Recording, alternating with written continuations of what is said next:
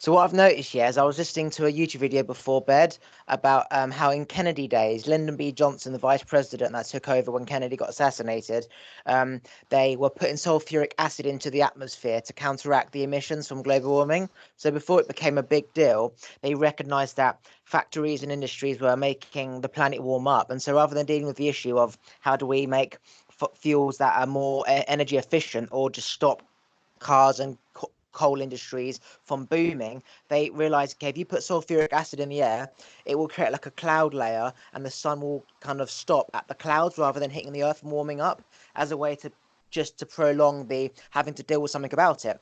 50 years later, for example, there was somebody on a talk show in America called Stephen Colbert who says that and they can do that through aeroplanes. And if you look at certain aeroplanes, their smoke pit, some it just sort of is a massive long trail and it just stays long, and some it is like dispersed. So it's like a section, pause, section, pause, section, pause. And he admitted that there's planes going up there spewing out sulfuric acid, as well as around the world they are putting out sulfuric acid to counteract the climate effect levels. And what I've realised is that now we've all stopped working and there's not as many cars on the road because the whole world's just gone indoors. I've noticed how not cloudy it is. And I don't know whether that's a coincidence or not, but I've noticed how it was so cloudy all the time before, and now it's just been not cloudy as much. Of course, there's clouds, but it's not been as cloudy as much. And it's all to do with the planes aren't. There's not as many planes up there, and yet there's not as much cloud. What's your thoughts on that? Oh, I agree. I've only touched on this a little bit myself, so I was kind of really listening to what you were saying. But my backyard specifically, so I'm right into gardening, and the only way I can kind of compare what you're talking about is the fact that everything started growing and we're about to head into winter. So for Queensland, that doesn't make sense. Like everything would start to be, like shedding its old stuff and, maybe going into a little bit of hibernation. But literally all my plants have had this boost in like the last week and a half, especially. And I can't stop it. All these babies are sprouting and everything. And I'm just like, then, comparing it to what you're saying. And that makes so much more sense now. I actually haven't made that connection. I've been making the point how much my stuff's growing coming into winter, but not actually making a connection why that's different this year and this time. But that's all I can think of when you say that. But I agree. There's something also, I think I read about how the emissions stop us from getting the sun we need as well. I've read as well. And, I'm a big believer in being in the sun. I don't really not go in the sun. And if I'm going to wear sunscreen, it's just zinc. So I think it's all changing for the better. So I got shivers when you said that because you're really the first person I've really spoke to about it. But as I said before, it was just always fucking cloudy, and I was like, why is it so fucking cloudy? And there's planes everywhere, and like there's like thousands of planes up there. Every 2 minutes there's a plane in the sky, so there's like thousands of planes at one go. I thought, well, how can planes really have an effect on? We're not talking about global warming. We're talking about climate change, meaning heating up, right? It's not man-made, whatever. Anyway, how can all these planes in the sky? The sky's fucking massive. How can certain planes or certain cars really have an impact? And then I'm looking at the lack of planes up there and the lack of cars on the road and how the air is just consistent. It's quiet. I'm looking up at the sky and I can see the sun, as you said. We're not getting enough sun. Why? There's too many clouds in the way. And you're saying about how your plants are starting to thrive. Now, I read a story about how there's a stream and all the fish started to go down it when it would normally just be like full of pollution and shit. Now, that's just man not recycling and doing rubbish at that time. Nothing to do with the temperature or whatever. But it shows that when man stops his activities, nature replenishes itself. And all this sulfuric acid apparently kills 1 million people every year because it's all to do with shit in the air, basically, and it's going down on the ground, it's going into our food, our crops, we're breathing it in, we don't even realize. And I don't know how much is up there, whether it's true or not, whether planes are actually doing it or who's putting it out, but they were basically increasing it every single so often to balance out the amount of stuff that we are doing. And it's amazing how you realize we've all literally for the first time ever stopped working at the rate that we were working at. Planes aren't in the air as much as they were for the first time. Cars, this would have never have happened if this, coronavirus thing didn't happen. Well, no industry is going to be like, right, we're going to wipe out trillions of dollars just for the sake of it. It just never would have happened. And it's interesting to see what has happened. And your plant thing, that is amazing, because that is just what it just proves that.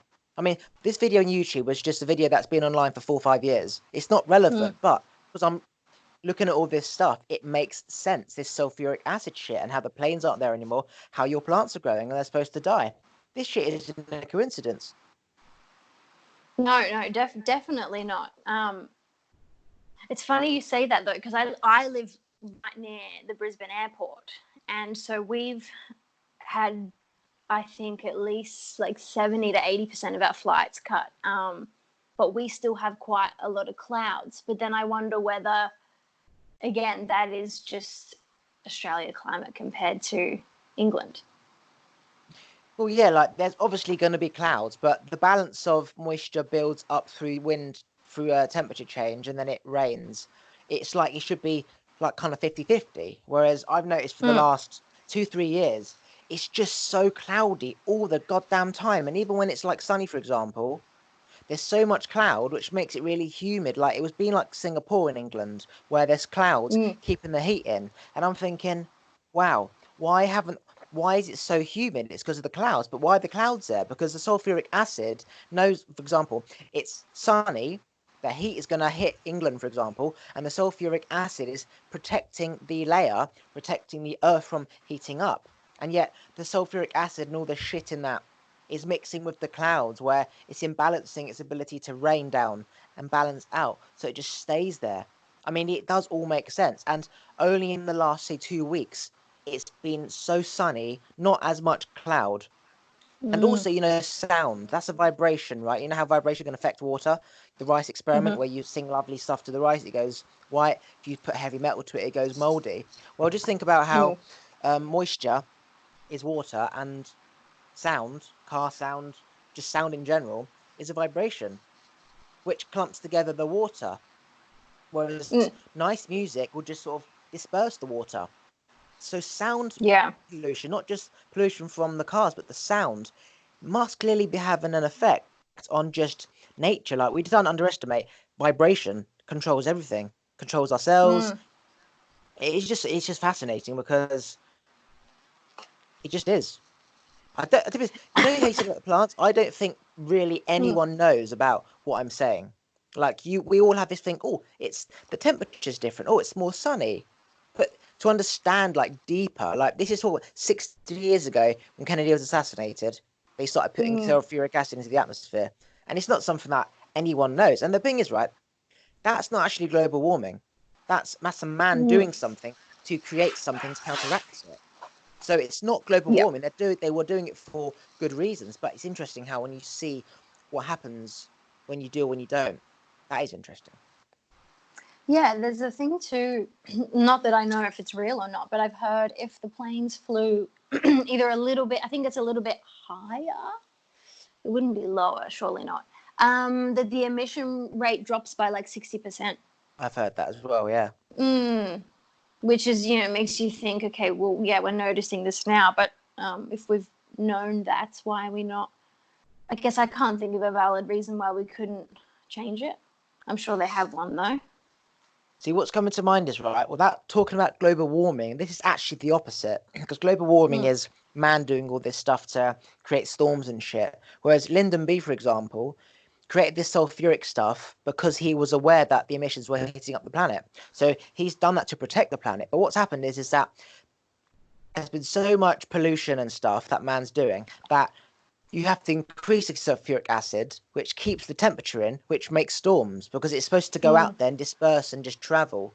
That's why there's always a storm in America, then there's a storm in England. But now there's so much, say, cloud keeping all the heat in, there's no release. So you just have this massive, massive, massive storm where there's a massive flood with like too much rain at one time, which then fucks up everything else, as opposed to this rain, dry, which is causing the issues. So you could say that is man-made, but that's not climate change in the way that people think it is. It's not man's creating the storms. It's then, for example, the sulfuric acid is about counteracting the planet heating up. So it's so interesting how it's like it's not man doing global warming; it was man trying to fix it years and years ago, which is kind of outdated because it's having the reverse effects.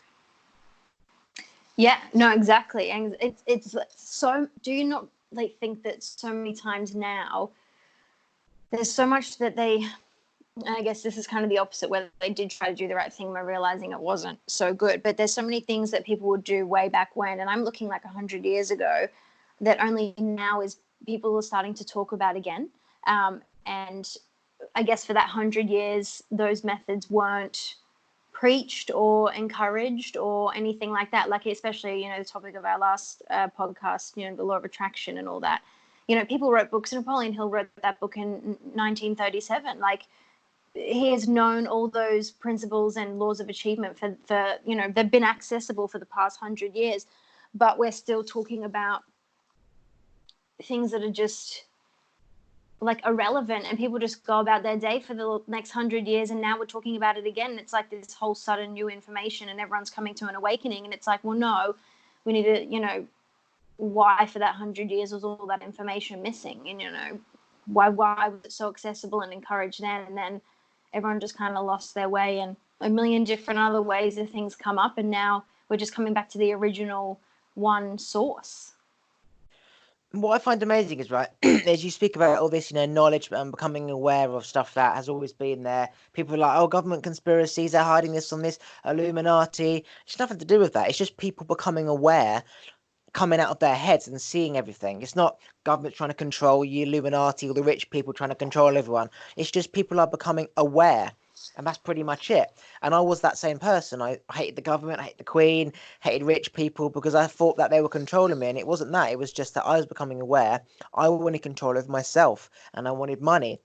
So that was basically it. And if you look at patterns of animals, right, there's a pack of cows or pack of, say, buffalo at a river, and they're drinking the water and eating the fish, right? One buffalo walks off to another river and sees that there's fucking loads of fish and loads of water. He doesn't go back and say, hey, mate, my guys, there's a new river over there. Because then they all come over there and they take all the fish and all the water.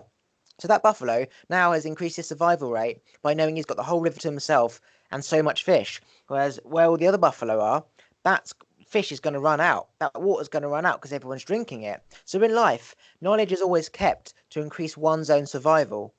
If you look at a carcass, there's always one bird that finds it and eats as much as it can because then it knows it's almost like the other birds are late to the party.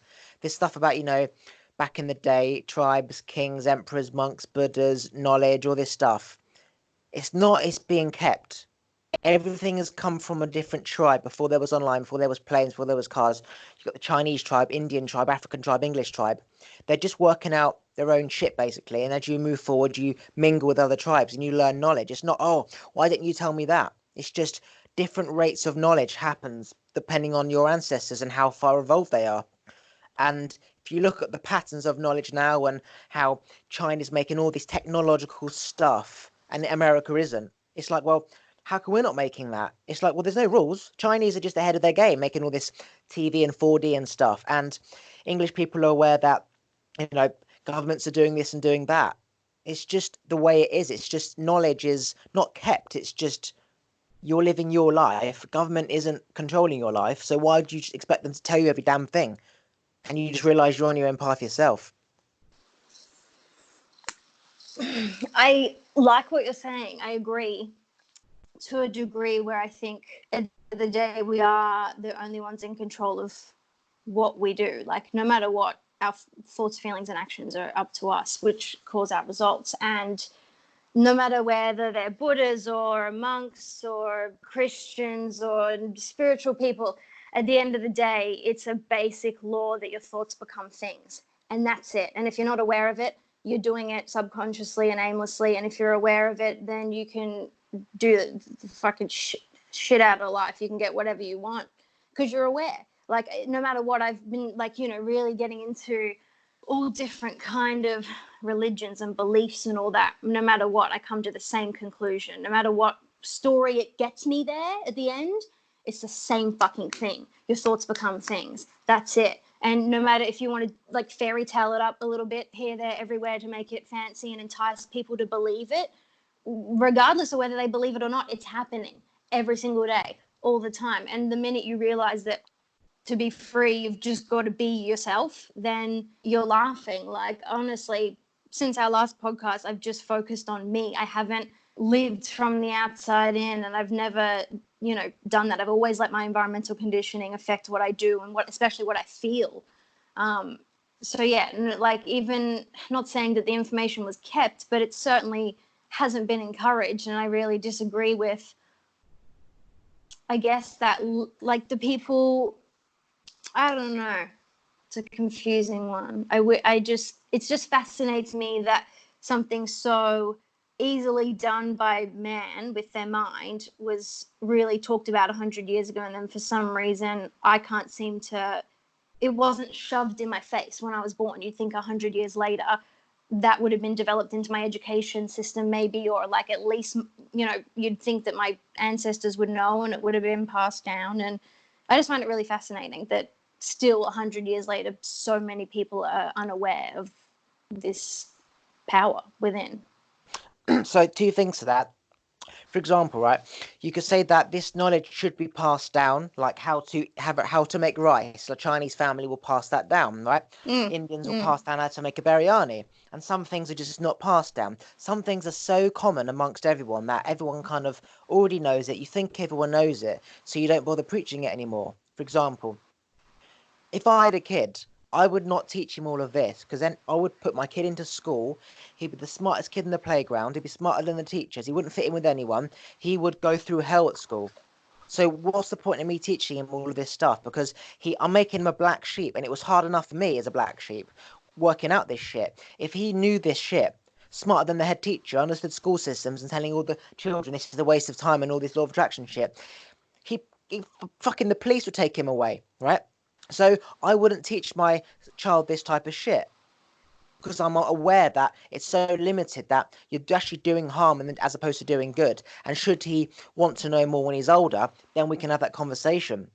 So in terms of that, I would choose not to hand that knowledge down. And if I didn't teach him, and then he just fit in normally, where all of his friends had this mindset, and if I then taught him this stuff at, say, 25, he wouldn't fit in and his life would have to change. It's best not to kind of, poke the bear, for example. So he might know all this stuff, but doesn't really care, because it's easier just doing that. So that's a generation that could have fed it down, which was lost. So now he has kids, and these kids never knew what grandfather knew. So when you look at it like that, why does knowledge not get passed down? Again, you feel like everyone knows the biryani recipe because everyone is eating biryani. And all it takes is one generation not to be taught it the same way the person above did, because everyone makes biryani, that you lose that secret ingredient, how to make a biryani. The opposite side to that is that if everyone knew how to make a biryani, there'd be no Indian restaurants making money, because everyone would be making Indian food. There'd be no business, because they wouldn't be able to compete.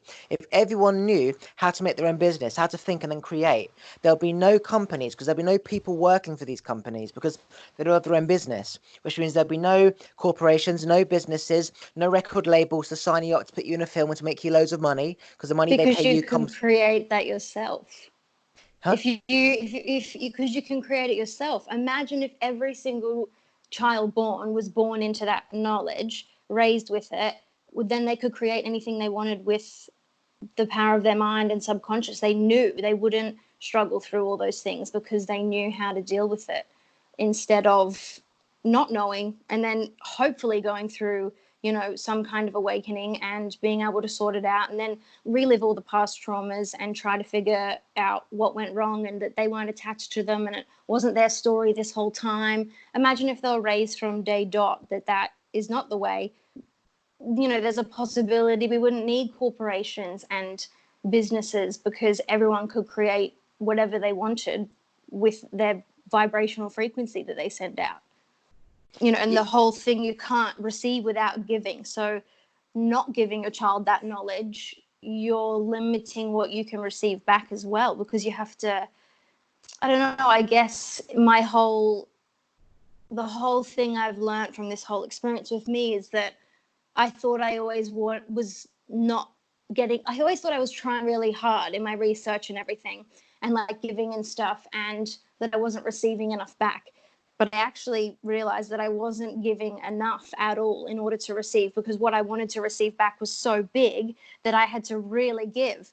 And so I'm going to share this with everyone and anyone, and whoever wants to listen can. And if they don't want to, that they're not a part of my journey, and that is so okay, because I've realized that my purpose here is to share the shit out of this, because if I had it when I was younger, my God, I wouldn't have had to relive so many things. And so, yeah, I've lost track now, but I'm definitely all about like share.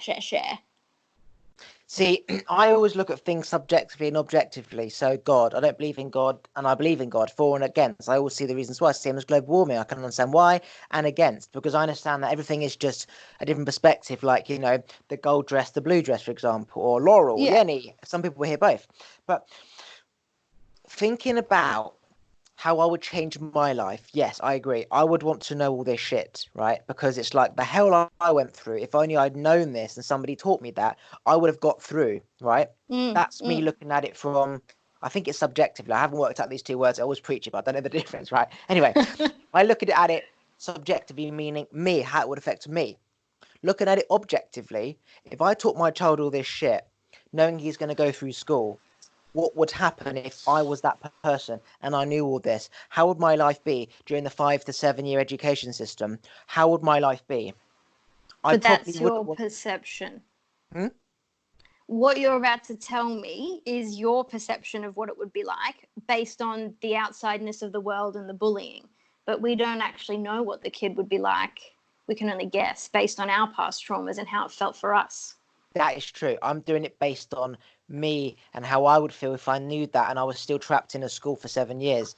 So you're right. If I taught my non-existent kid that I'm not going to have this stuff, I'm thinking he's going to be like I was, even worse, because now he's trapped. But then I don't know, because we have access to online now, whereas back in the day I didn't. So he can go online, research this shit, knowing he has to go through the school system still, keeping his shit to himself, and then when he leaves to preach. Okay, so you're correct, actually.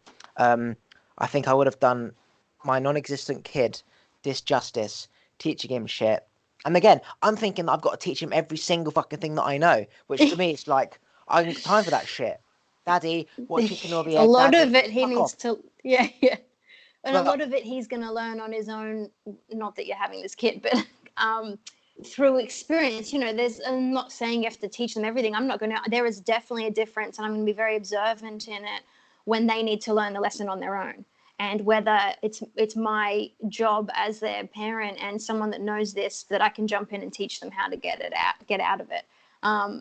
You see it with still, you know, your parents. You know, you purposely think of things and get them to do something and then question it because you see that there's a lesson learnt in that conversation. So you might see the kid doing something and think, well, I could jump in and definitely explain what's going on there, but that's something they can learn on their own, and that is that self-worth and achievement, you know.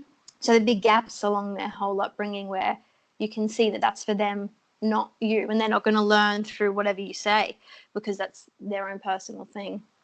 see, I like it when someone questions my knowledge and I become aware of something that I wasn't aware of, because I've always had this black and white thing. I'm either going to teach it or I'm not, because I'm not going to teach him he's basically a god when everyone else is like, you're not a god, and like, you know. But rather than teaching him all of this and then saying you don't need school and education, so he has a negative attitude towards it, you teach him that you have to go through this cycle, but then afterwards you can take this knowledge and create your life. It's almost like school is only like for 20 years and he's got another 80 years left on the planet, so why would I not teach him this shit when he's got another 80 years left? So I suppose you are right. If I had this kid, which I'm not going to, I would think differently. And you're right, I'm looking at it from how, if I knew it, how more trapped I would feel. And that's not the same, because that was them. Now is different, because it is just different, and I can't see it from my point of view. And you're right, you tell them certain things and they go down their own path. Don't tell them everything, because their brain will naturally unfold that. So yes, Yeah. that you are absolutely correct. And yeah, there would be no companies hiring people, because we'd all know the same shit. We'd all have our own business. We'll all be trading. We wouldn't need supermarkets to pick veg and sell, because everyone in the local village will be trading the veg. So that's also why you don't learn all this stuff in school, because if everyone knew it, there would be no companies. There would be no companies paying for politicians to go up there because there wouldn't be enough money to spread your Trump information across the whole of America. So that's why that is also why it's not taught, and how you just have to do it yourself. There's no one stopping you. Yeah, we need government for certain things like land regulation and mortgages maybe, but really anyone just has to become aware that they're just go on. No, 100%. Firstly, thank you for listening to me about my perspective. But yeah, no, there's I kind of like what you said about saying to them, that the schooling system would just be, just this part of your journey, but in the meantime, you can be co-creating this in your mind and this and this and that. But I love the idea of a world where we trade. Oh, that just the thought of that is so nice, because the amount of time that I have money compared to a skill that I could offer is like, skills are up here and like money's down here. It's like, I could offer you, what do you need me to do? I can do X, Y, Z. Like, my brain knows this. Like, let me teach you this. Like, and so I can just imagine, I have this idea of having a sanctuary where it is based on a kind of trade situation. And yeah, it just reminded me of that. And it's a really nice thought, I guess, because it's very potential. What I'm seeing in my local area, right? I've never seen so many neighbours going on walks. I'm saying hello to every fucking person right now when we all go back to work. If they should decide to go on a walk again, you can't ignore them. You've already said hello. So now you're going to say hello again. Yep. My dad's a singer, right? He sang outside on the grass, and all the neighbours, they all came out their house, and they were all listening to my dad and dancing, right? All the neighbours, they were coming from over there, coming from over there, coming from over there. They were coming from the streets. There was a drone. And the idea was to lift people's spirits, and they all come out. They all started to dance. They were like, "Oh my god, that's amazing! This has been just what I've needed. I've been at home all week, and I've been bored and depressed, and that's just what we needed." So now my dad said, well, they said he should do Easter Sunday, for example, just an hour, right? But yeah. What we're trying to go with this, yeah. So this thing about local trade, right? I know, for example, that I would rather just be a monk in a forest, trading, living in harmony with everyone. But in this world, you need money. So I'm either going to be the richest, so I can do whatever the fuck I want. I'm not controlled by anyone, or I don't want any money. Unfortunately for us, we want to have this life, and we need money. To get that money is fucking hard to get up there. The only way you get up there is to find the money, or some rich person pulls you up through an industry, right?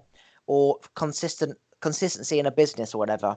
And it is hard. I'm 27. I've started this journey since I was 16 to make it. And I want to be a millionaire, and I will be, but I never understood how much it takes to make £10,000, £100,000, £500,000. It's almost like £1,000,000. You don't realise what has to happen to get to £1,000,000. And then to sustain that money through money needs to be diverse. So you can't really spend anything because you need to diverse it. And then when you do diverse it, you can only spend like 100 grand. Otherwise you go bust. And then a fucking house costs 500 grand. And I'm like, well, I might as well just buy a caravan for 10 grand and live on some land. I'll be just as happy. But yeah, I hope local stuff starts to happen. I hope that we start trading honey, and I've made a lasagna. I'll cut your hair, you paint my fence. I'll walk your dog, and you babysit my kids. Local communities, just trading. You don't need money. Like, all this money, the fucking babysit costs 20 quid. To wash your car costs 10 quid. I'll clean your car, you cut my hair. We don't need money. So now all the money that we're making through work just sits in the bank. And now we can spend it on amazing stuff like a holiday. That I don't think it's going to completely reverse back to what it used to be. I think it's going to be the choice. You can go to the supermarket to get lettuce, or you can grow it in your fucking garden. Why would you go and spend £1 on a lettuce when you can grow 10? Give it to your neighbour. She gives you some carrots. It's going back to the old days, but it won't completely reverse. It'll be like 50-50. Like, us will go back and have the choice to go to the Walmart.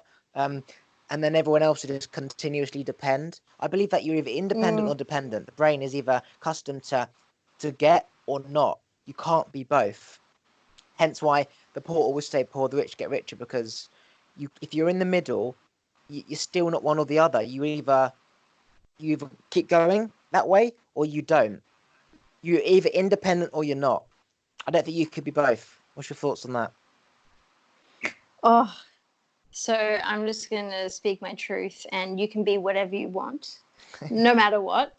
And with getting rich, you can get rich whenever you want. I literally read a story the other day in Think and Grow Rich about a man who needed $1 million for something, and he just had been like stewing over this business idea for 2 years, and then finally he was just like, I'm just going to do it. It was a Monday, and he goes, I'm going to have the $1 million by Friday. He just put himself out there, took action, and did a little speech on the Tuesday. And then on the Wednesday, he did like a presentation, and this man stood up in the middle of the audience and said, I love your idea. Come to my office first thing tomorrow morning, and I'll give you the $1 million. And then I guess just not even just that story, just the amount of research I've done on manifesting money. You can literally, it's just, you have to be open to receiving it and graciously give and willingly receive. And if you do certain things, and I know this is obviously my belief that I'm, preaching, is that I would say you do certain structural things to be able to manifest the amount of money that you want in an exact timeline that you want. You just have to believe. So do you do you come from money? Do your parents have money? No. Right. So I look at everything from both perspectives, right? Yes, I believe for me personally, I can create anything that I want, make as much as I want. But then I look at, for example, a homeless guy who's weak in energy, has no knowledge. He can't suddenly manifest £1 million. So your circumstances have to be aligned. You've got to be around wealthy people who can give the opportunity. You've got to already have this awareness to be around these types of people with opportunities. Like, you can't just go into, say, a slum or a homeless town where they don't have knowledge or anything. He can't create that £1 million as quickly as that other guy could. But anyone who's kind of already in this dimension is already connected, and they can. But the homeless guy, for example, wouldn't have kind of anything of that value of worth £1 million. So it's harder for them to get. If I was to mentor them, or you were to mentor that homeless guy for years to bring him to this level, he could make it in the same time frame. But for the people who are so far away from this stuff and don't have a clue, it's harder for them just to manifest it. So in that case, anyone can manifest with the right knowledge, but that homeless guy can't manifest it in the same time frame that someone like you or me can. No, of course not. So as you just said, thoughts are creating, whether it's negative or positive. If you're expecting the same shit to go around and this homeless guy's not making any money, he's going to think no one's going to give me any money today. No one gives him money. If you and me think, right, we're going to find this person to make this money, put us in a film, we will. So in terms of the manifestation, it's always happening. But in terms of getting to the money, you need to be around people with money, because no one's just going to give you £1 million unless they've got money to spend or they see you have money. I know you probably agree, and see what I'm saying. Yeah, that's it. I feel that you probably agree. Do you agree? No, I do. I agree 100%. Definitely, we couldn't just walk up to him and he would be able to do the same thing. You're right. They have to be fully aware, and it is, proper work. But in saying that, the timeline, I think the timeline's irrelevant. I think people can awaken it, or if we were to go and share that with him on the Monday, depending on his environmental conditioning and his circumstances and his perception, he might be able to quickly just grasp it, whereas others have paradigms from years of abuse or stress or trauma, and they've got to go dig their way out of all that before they can even love themselves to receive shit.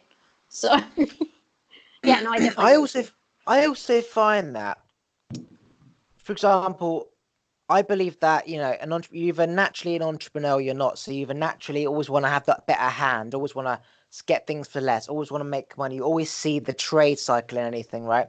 And then you're somebody who just goes to work and buys something, right? It's a mindset. Mindset is energy. You either have that energy in you. Your cells either vibrate at a certain vibration or they don't. If they vibrate at a high vibration, then you're going to attract yourself like a seed and the earth, as Bob Proctor says, right?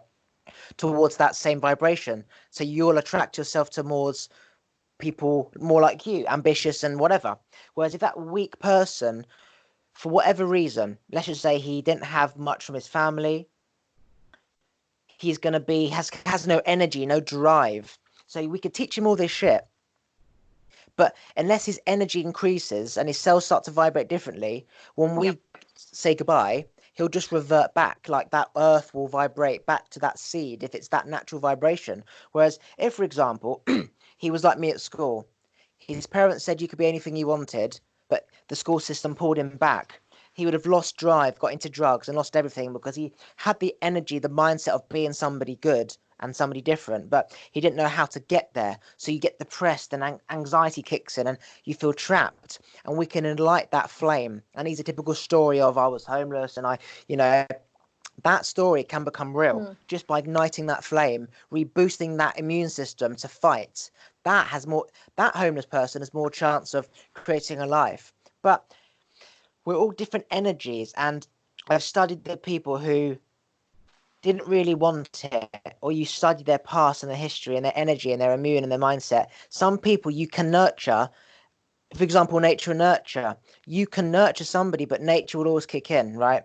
That plant will always go towards the sun. And some people, if they've had a little bit of nurture from their parents or their grandfather said you could be anything, by hearing that versus someone who never hears that, that's what I call the seed within that can be nurtured, and the nature in terms of the energy will attract you towards these people will kick in. But some people you can't change. You can't just give anyone the law of attraction book and they will get it, because the energy of them is so, there's just no light, there's no positive vibration, that even if you go to that energy you can't kickstart that car. It's almost like trying to revitalize a dead body that's been dead for, say, 2 weeks. Reality is that after a few hours, maybe you might get lucky, maybe even a day. But 3 weeks, 3, 4, 5 days, it's just not possible. And yeah, what's your thoughts on that? No, I agree in a way that I think everyone is born creative and with a purpose, and it gets lost in all the environmental conditioning. And you know, you're with the people that have those seeds that are nurtured and stuff. Sure, that you could teach them the law of attraction and they pick up on it quickly, and the ones that don't, all they're lacking is purpose and desire. And you're right, the ones that you can nurture, you can kind of figure out their little purpose and desire, and it sparks them, and that's how they obtain the information and then apply it. So you can tell anyone anything and they'll know it, but they're not necessarily going to do it. And that's where you know ignite that flame. But with the people that you say can't be nurtured, I think they literally just lack purpose and direction and desire.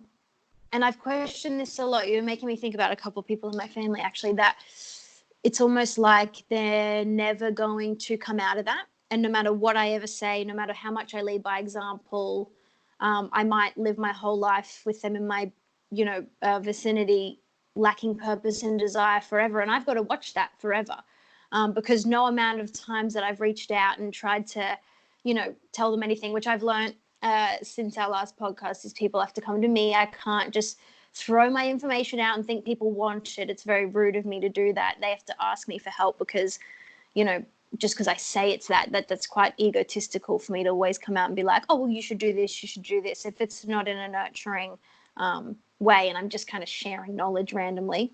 But yeah, it's very interesting what you say about that. I wonder why those people are even here. And is that to teach us the value in purpose and desire? So what I'll say to that is, right, I don't know whether you believe in reincarnation, right? But the thing about when you die, you pass on to an afterlife. Your spirit is around. You're a ghost, right? So you tune in to, say, a past grandmother's ghost, right? So is she here, like physically in this room doing stuff and putting signs there? No, but you feel her presence, aka before she passed away, she says, I love my grandchildren or whatever, and you pick up on her last thoughts. So that past of she was here is not connected to she's a ghost and she's still here, right? So what I'm trying to say to you is that reincarnation doesn't have to mean you come back something in the future.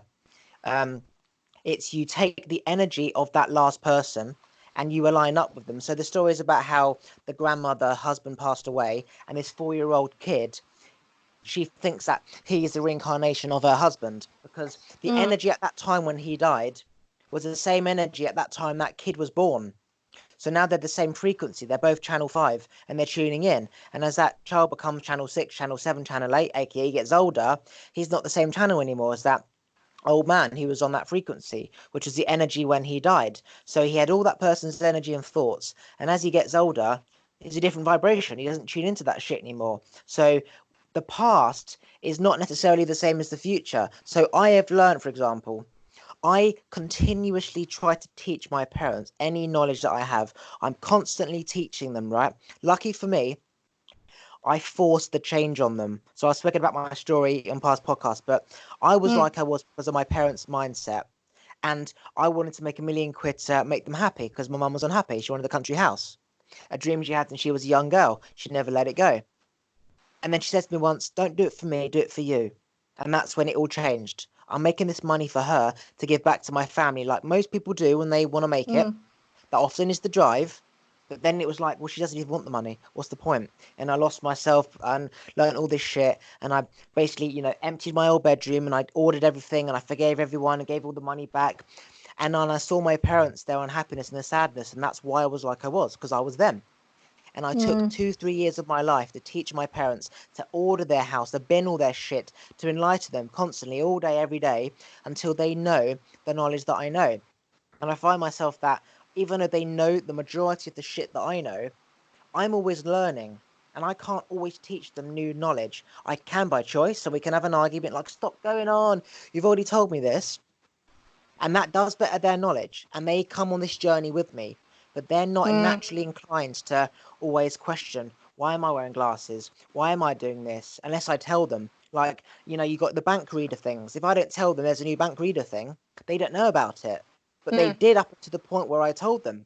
And I tried to teach my friends all this when I became first aware. And when I stopped teaching them, they reverted back to their old ways. Doesn't mean that they're not going to become enlightened when they're older, because of something I said. They might do.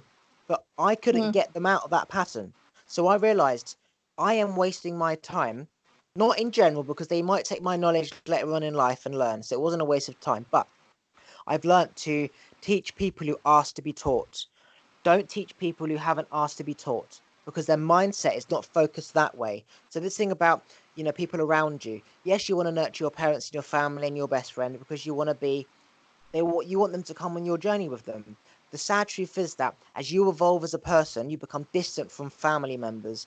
At Christmases, they just become foreigners. They're like, I don't know that person, because you see they're just this sad, unhappy life, drinking alcohol, suppressing a need of, say, a past experience when they were a child, which is your grandfather, for example, right? And it's hard to be in that situation to see everything and to see the dynamics of, why is my uncle speaking to my grandfather? Why is my auntie speaking to my dad? Brother, Yeah.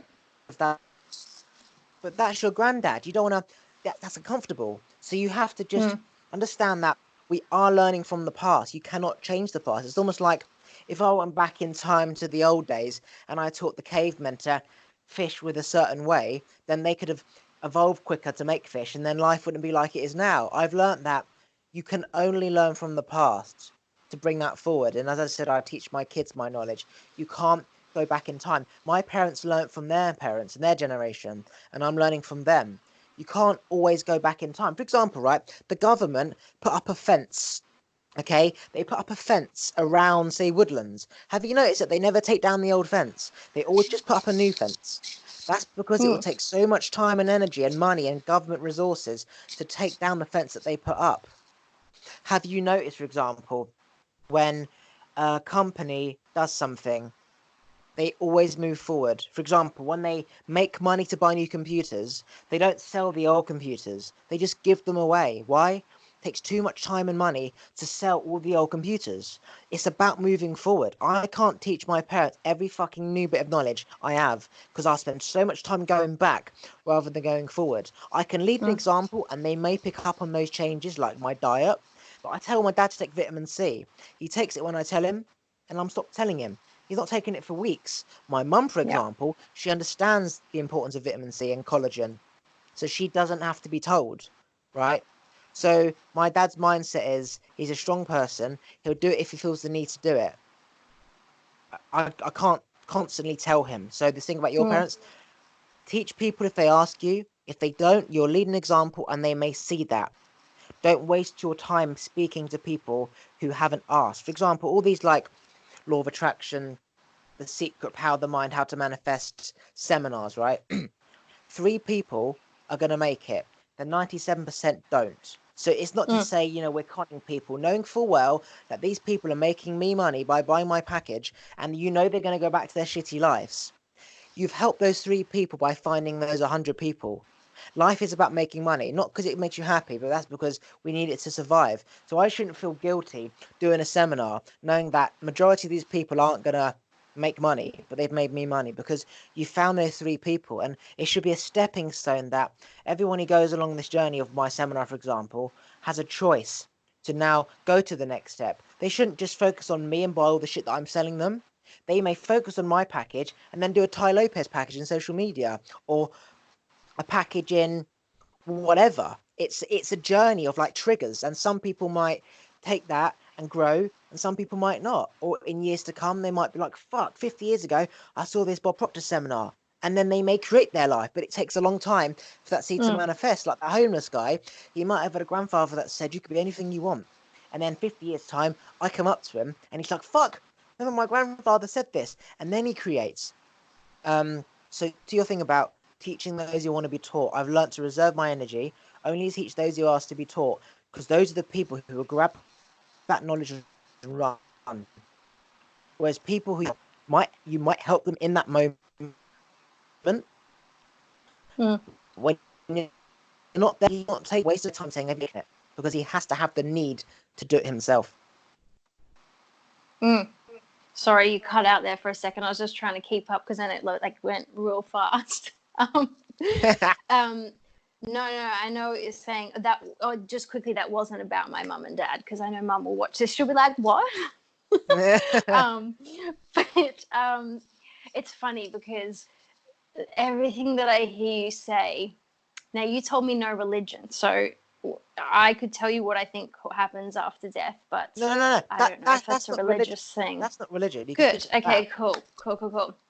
So I definitely think this will spin you out perhaps, but to me, in my belief and self journey, I've come to the realization, and this is completely my opinion, that before we come here, we are always energy. Nothing is created or destroyed. So before we come here, we're a spiritual being, and then we descend onto Earth, have a human experience, and Earth is school, die, back up there into an whatever dimension.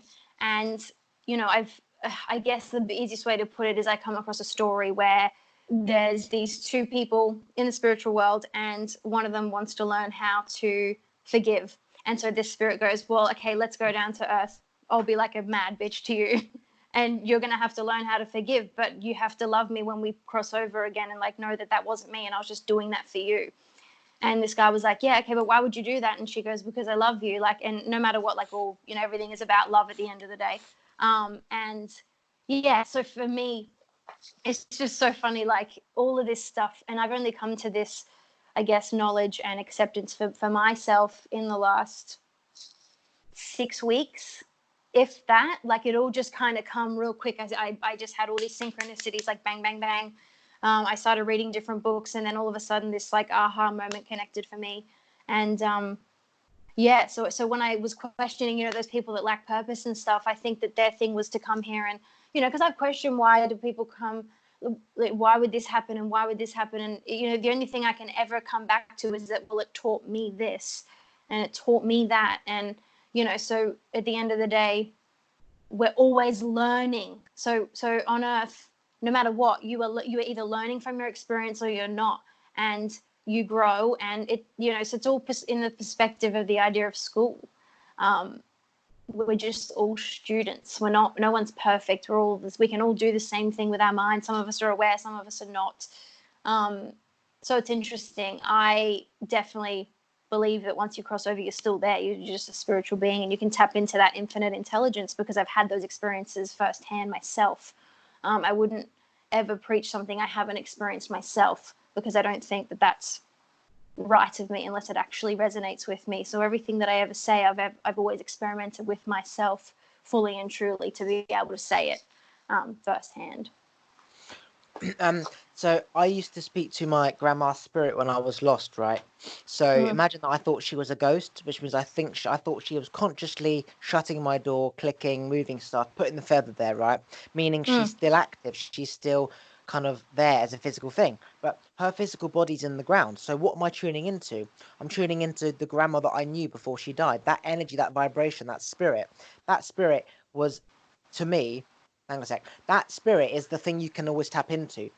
So it all comes down to, is consciousness in the brain or is it not? Because if it's in the brain, then I'm tuning into the energy of what she last was.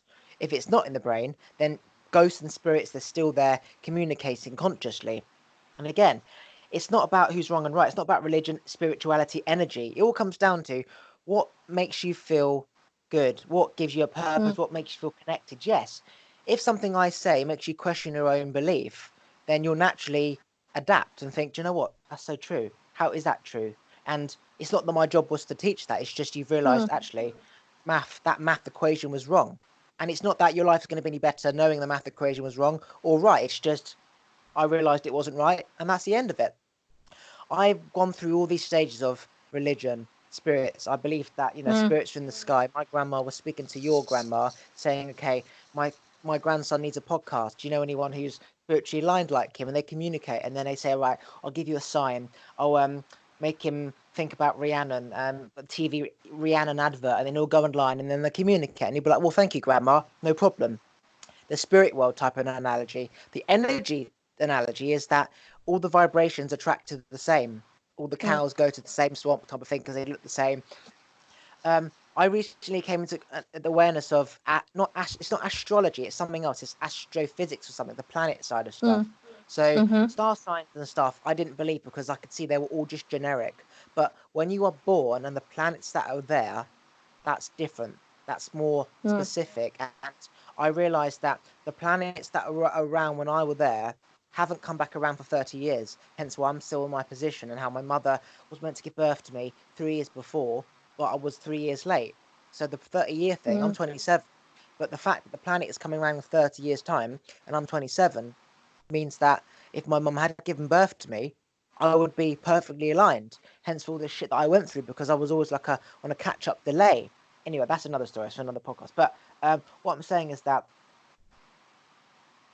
life isn't set out by, in my opinion, by God or is it written in the stars or other spirits communicating. Because I used to think like all of that, and then I kept analyzing and analyzing, and I found flaws, and then I found a way to understand it, which is energy, which is that you are a magnet. Whether you like it or not, you're going to magnetize yourself to other people on the same vibration. So if you're ambitious or want to be an actor, you're going to attract towards actors.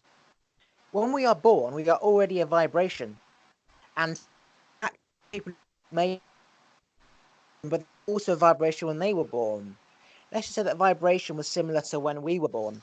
It means that on that vibration scale, they vibrated towards that, and because we are that vibration when we are born, we're going to vibrate towards that. It's almost like the seed will always vibrate towards an earth in harmony. Doesn't matter how far away, it will find a way. So that's when you're born, that seed's over here, and then when you're 25, you're an actor. That soil is all the way in California, right? It will find its way to wiggle. It's almost like a mole going underground, find its way out. So is it that life is planned? Is God in control? If you understand the energy planet shit, I am an energy base on my planets at that time. The people who are creative and big and have it already, they are also big energies. And people will say there's a lot of Aquarius people who make it. Why Aquarius people? Because I'm an Aquarius. It just happens. It just so happens that the energies around January of the Aquarius time is much more forceful, powerful in the atmosphere, in the energy, as opposed to somebody born in say April. Don't quote me on the specifics, but it's just something to do with that. Hence why they're always Aquariuses, and hence why if you are a vibration in the womb, you're naturally going to vibrate towards that lifestyle. And people who are not that vibration in the womb aren't. So whether I trust my gut or not, I'm going to be pulled towards that energy. If I trust my gut, I'm moving towards the energy. If I don't trust my gut, well, everything happens for a reason. I'm somehow gonna go towards there. I have no choice. So I'm just following my path. That's what the flow state is, where you just flow and trust that if you are a vibration and that person is a vibration, you're gonna get there. If, for example, if you're a shitty actor, whether you like it or not, no matter how much you believe in you're going to be an actor, the chances are you won't make it because you need to have more than just acting ability, skills, communication, confidence is a bigger package. Whereas if you are an actor, you've got the speaking abilities, you've got all this stuff, you're naturally going to go there, whether you like it or not. So you just have to flow. Hence why when you focus on it, you tense up because you want it and you're not getting it at the time expected. So now your vibration is like goes down, it's negative and you're trapped. And if you let it flow through you like the seed and the soil, you will naturally get there. So life is written out in terms of energy, it's just going to attract to the same, whether you like it or not. And that's just my opinion. Have you watched The Goop Lab on Netflix? What, Flab? The Goop Lab. No, what is it? You will love it, so you'll binge it pretty much whenever you can next. But basically, Gwyneth Paltrow has a company called Goop, and basically she got all of her staff to go through different experiences of treatment. So, you know, episode 1, a group of her staff try mushrooms and then do the healing stuff from that. Then they go and live with Wim Hof and do the ice treatment and go and swim in the cold water. Then they go and do they meet this guy. So the main episode I'm talking about is this guy. It's the energy episode.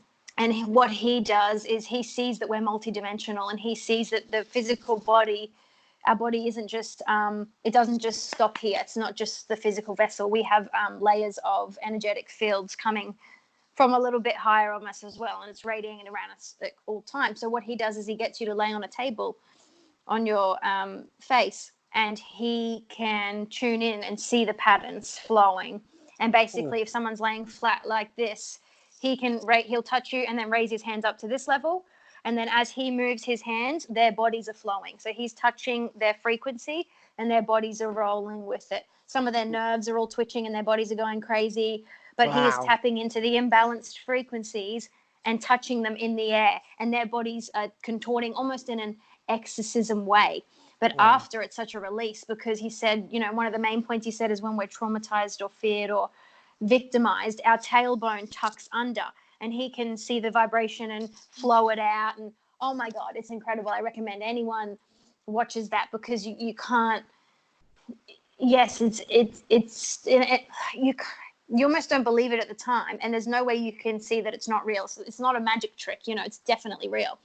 And when they're interviewed, so each episode they're interviewed by Gwyneth about their expertise and their method, and he just explains it in the best way. And he mentions, you know, the double slit experiment as well, and goes into that. And yeah, it's fascinating, absolutely fascinating. You know, dogs when they're scared, they put the tailbone in. And for example, imagine the spine, right? You know, saying energy and chakras, they say keep the spine up, right? Well, just imagine that when the dog or whatever puts its tailbone in, the skeleton, it's changed now because it's gone inward. So now the posture has changed. Now the muscles cramp up and imbalance of energy, and the energy can't flow through. So when you speak about how, as he said, it absolutely makes sense, because if you're tense, if you're in fear, you're like all timid and sort of bent over and shy, and the energy thing about balancing it out. Again, that seems incredible. But it brings me back to your thing about, you know, questioning your grandma and tuning into her spirit that existed, which just shows that we're not just a physical vessel. We are energy, and using a human body to move around, is, if that makes sense. You know, if there's multi dimensions coming out of us from around us, that can't just die, because it never existed in a physical part in the first place. It was always just energy, just not in a physical counterpart, and it just used this part to do things, and then we pass on, and then that energetic, you know, spiritual being surely is still there, because it was always there in the first place. I'm touching it now, if that makes sense. So what's come to mind when you said that is just to finish that conversation. My grandma was never there, right? Let me explain. I was speaking to the voice in my head, which I thought was grandma, but it was actually me. So she was never there, right? In terms of the lights flickering, the doors moving, the feathers appearing, that was me becoming aware. but the door flickering, the Mac turning on, the TV turning off, things moving, telekinesis, that was me. My energy was so strong in a meditative mindset because I had to be really quiet in order to hear her, right? So when I'm really quiet, I'm in a deep meditative mindset, like telekinesis. You have to be in a deep mindset of meditation to move that rock, to move that. So when my Mac used to come on, I believed that she was going to make a sign in the Mac. I'd focus on it. But it was me focusing on the Mac that was charging the Mac up. Yeah, So okay. she was never, ever there. It was my energy, static energy, focusing, increasing on something that had a static charge, like the TV, like the lamp. There was clicks and shit. That was making those physical ghost movements. So she was never there physically. My door opened. Maybe it was the wind. I don't fucking know, right? But the point was that I wanted to believe that she was there. Speaking to her, it was just speaking to the voice in my head. God, my dad, grandma, the voice of a monk. Like you can imagine what Jesus would say. That was it. So she was never, ever there. So yeah, that's the end of that story. That it was me making things move. And I was just speaking to the voice of wisdom. Secondly, when it came into my head, right? When you die, your energy is still there, right? This thing about is she moving and doing stuff now? No, but energy will always attract to other energies. So her spirit, in terms of spirit world, is now, imagine her vibration is an energy, static charged. If there is another energy out there, the same frequency, you essentially see her spirit go into that energy. So not her physically, her energy, her spirit will physically go into that energy, right? Does it mean that now, does it mean that her energy has left, say, her house and gone into someone's energy in Australia? Because that energy's been taken. So if I got like an EMF camera, could I see my grandma's energy in that house still? Because that energy was taken from someone on the same frequency in Australia. I'm working this out as I'm speaking, by the way. No, I know. I'm doing the same thing. Technically, right? Because if she just died, her spirit is there. You feel that presence, her energy, not the physical body because that's in the ground. And she's not consciously doing anything anymore. So she's not in my house. She's just there, right? Her last thought, let's say she always comes to mind every Tuesday, then I'd feel like she's here on a Tuesday because that's what she was planning to do. Especially if she died in a man-made accident. Her thoughts were still going there. If she was naturally dying, she would surrender and let go, and then I'd let go myself and I wouldn't feel the presence. But if her spirit is left there, I feel that presence. But if an energy takes that, because it's quantum physics where your particle wave, it's black, white, and grey, particle wave and both. She's there. Also, the energy that takes her in Australia, she's also there. But then she's also where I want her to be because I can tune into that vibration. So the multi-dimensional thing where it's not just okay, she physically gets on a board on a plane to Australia, is she there? In terms of energy, she can still be there, but the energy, because there's quantum entanglement as well, which is when you change that energy, it changes there. So her energy is like it divides, cells divide. So the presence is there. It's also over. That's the thing. It's everywhere anyway, but the charge builds up there, but it's not taken from there. It's just like drawn from there, but it's still there. Hence why you can. So what I'm trying to say is like the reincarnation thing is that you tune in. The energies will always go up to the next mass frequency. Like planets in the atmosphere, they're all increasing in mass. So her energy will be attracting to someone on that frequency that she was when she passed away, but her energy, static energy, should still be there. Or maybe it's not. What's your thoughts on that? If you take that static charge, is it still there or not? It's interesting because I'm trying, as you're talking, I'm trying to like think of experiences that I've had and question whether, like try to argue your thing and go, well, no, I couldn't have planned that. I didn't, those infinite intelligence communications, I didn't, I guess quick question with your grandmother, did you always think about a light before it happened, or did you just say, oh, she's going to give me a sign, and then that put out that? Was it always targeted at something, or was it random sometimes? So for example, I'd be like, should I deliver leaflets today? And I'd be silent because I need to be silent to hear a knock or a flick or whatever. And by being silent, I was in a meditative mindset. I disconnected from my body. I couldn't feel my body. I'd been relaxed for like, say, so long that I couldn't feel my body because I hadn't moved at all. So I'd lose all sensitivity in the body. And then my mindset was meditation. There was no voice because I had to listen. And in that energy vibration, it was almost like the more in a deep meditation I was, the energy would increase. And I was looking for a sign, a click, a flicker, anything with an electric static charge, TV, light, whatever. The light would flicker, the bulb would ting, the TV would click, the Mac would turn on. Something would happen, and that would be my acknowledgement of a yes. Okay, so that's making me think, okay, so there's so many times I've had that, but I haven't actually been looking for it, and then it's come up. So then I question that, because there's times where I've asked for a sign and got one, and then times where they've just come and I've known that it's one just by knowing. But I really you're questioning my belief in whether it is tuning into tuning into their energy, because at times I've thought I've tuned into someone, and like you said, you're just tuning into what you think they would say, like almost putting yourself in their shoes, and then them giving you that message, but it's actually the knowledge of what they would say. You're just not asking. But at the same time, the inner child in me will not accept and will never accept that we just die.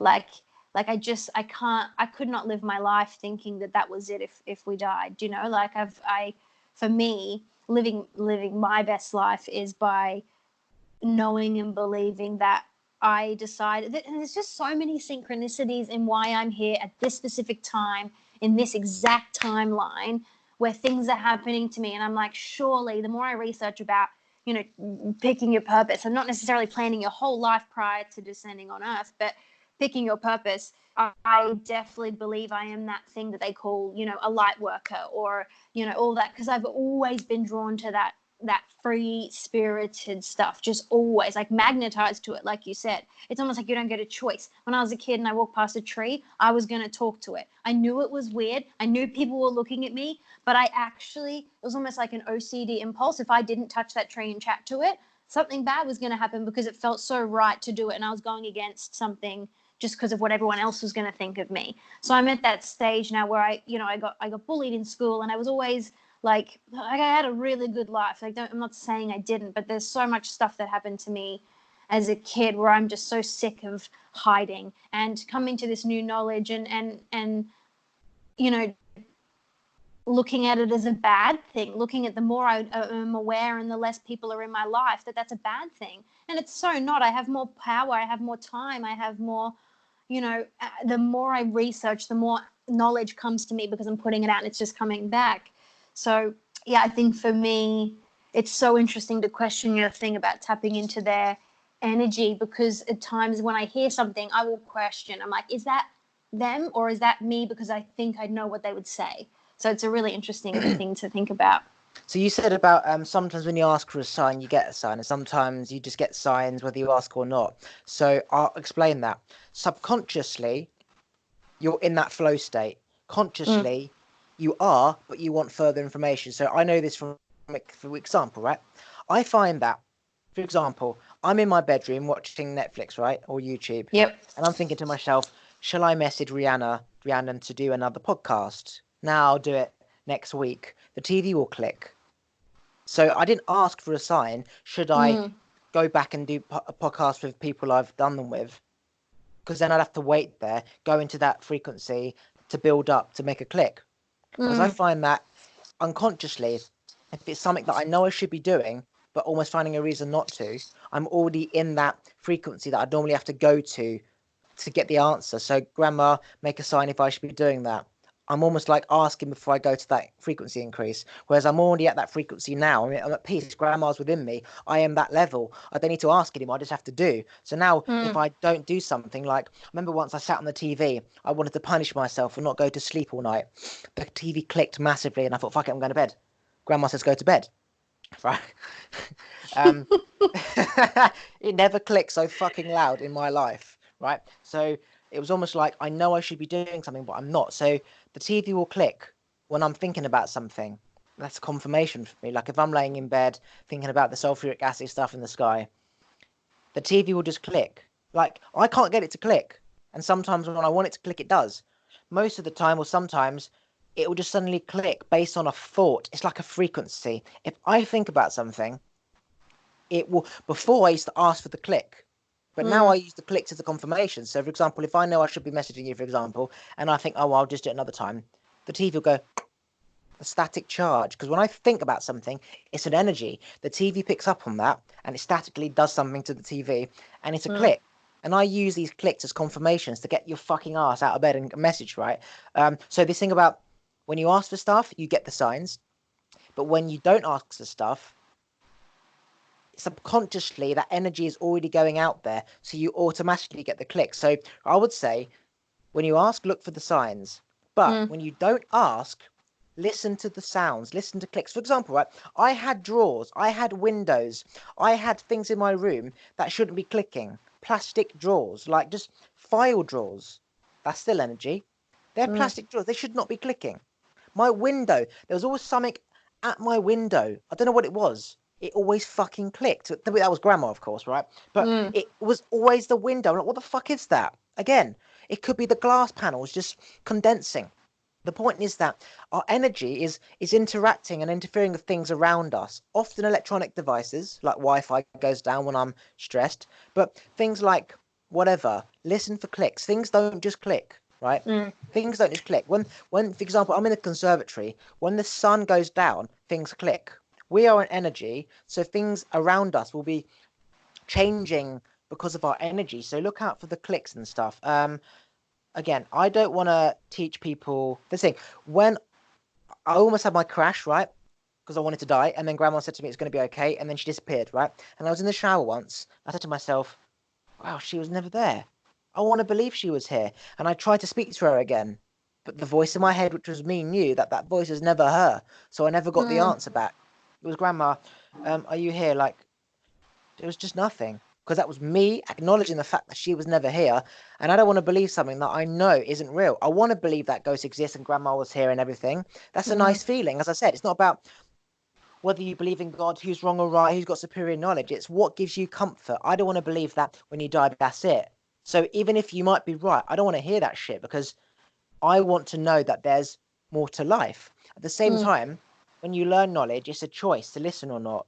And it's not that this knowledge affects me in a bad or good way. I believe that we can choose to believe something whether we know is real or not. We can take it, and actually, by hearing truth, for example, not that I'm right or you're wrong, just by our questioning our own self. Did grandma, was she here or not? If she wasn't, then everything I believed about that shit is wrong. So it's not that, well, now I know that we die, that's it. My life and that belief isn't the same anymore, because now it's like I can really be present in this life rather than just think, oh, if I don't get it now, I'll just reincarnate and do it again. It's really grounded me that if I die, that is it. So I'm going to make the most of every single moment. So me in a dimension of living and how this afterlife is there, it's great. I can't wait to see my family and spirits again, versus I'm just here. I really enjoy this. I'm going to look at those trees. It's not, well, my life's different now. I don't believe spirituality exists, because it's grounded me even more. So for you, you might question your knowledge. It's not, oh, bloody hell, spirits don't exist anymore. Not because you're believing what I'm saying, but because you're finding flaws in your knowledge. It's not going to necessarily affect your life in a negative way. It could affect your life in a more beneficial way, because now you re-question everything like I did. Things make sense, and you surrender and let go. Like, fuck, that's why I'm speaking to the tree, because it wasn't never the tree. It was me trying to find myself, as opposed to listening to the teachers and my friends saying this and my parents saying this. So everything has a deeper meaning. Like, as I said at the beginning, I don't want to make you question your shit as if I'm saying like I am right and that I know God doesn't exist, because I don't. All I'm doing is kind of, I don't know, teaching knowledge, and then people are questioning their own beliefs. It's not that I'm right or wrong. How the fuck do I know whether she was here or not? Based on my knowledge, based on what I know, she probably wasn't here. And that's the end of it. So funny, because I love like just hearing you go, oh, like this might make you question it and change your beliefs. It might not, but it actually just drives me to connect even more and know that they are beings and that they're specific people. And now I'm like, okay, who can I play around with who's out there in the spiritual world and get specific things? Because only, so and so would give me this and only so and so would give me that. It can't be a light. It's got to be my Harry Potter doll. It's got to be this book this person gave me. So I'm like charged up in a way where I can't wait to play around with that, because I've been playing around. I've got my light bulb here that I've been playing around with and trying to, because we have 11 million kilowatt hours per pound of energy in our body. And so did you light it up? So Darren Brown, there's a magician, right, called Darren Brown. Go on YouTube, type in Darren Brown light bulb, and he holds the light bulb. Standing at a table? Yeah, he puts them at the table. There's a man. They ask the audience to bring light bulbs, and they put them in the bag, right? And then Darren Brown does this mindset, and they both focus on it, and both their charge creates enough energy. The bulb smashes in the bag. I wanted to do that, and I realized I couldn't because I need somebody else. You need another energy to interfere. It's almost like when you're speaking to somebody, and they are observing you so much that you can't think anymore. If you notice that, you can't think when they're waiting for you to say something. So I realized that Darren Brown did that when there was somebody else there. You need that negative and positive charge. He can't just do it. I couldn't do it myself. The answer is I never ended up doing it. Secondly, you were speaking about connecting to spirits. I remember when I went through the spiritual stuff and there was ghosts and Richard Branson, Steve Jobs. I remember, and it just triggered this off. I was speaking to Steve Jobs, speaking to Jesus, speaking to Hitler or whatever, speaking to people that have died to find out why they did something, right? Kennedy speaking to Marilyn Monroe. I heard their voice based on what I'd heard on TV, read in their book. I was tuning into what they would say. Again, it's not that they were there, if they're there or not. You have the ability to tune in to what they would say. And you can believe that Richard Branson is here in your bedroom, guiding you through your business thing, because it would be like, Richard, what should I do? And you'd imagine what he would say. You need to focus on the audience, about customer service. If you provide a good quality service, they will come back. Money will flow. Never be afraid to put it out there. They're not going to nick your idea. You could do that to any fucking person alive. Like, I believed I could hear my father's voice or my grandma's voice. He was dead. Hitler's voice, Jesus' voice, Steve Jobs' voice, anyone who's died. Marilyn Monroe, bloody Mother Teresa.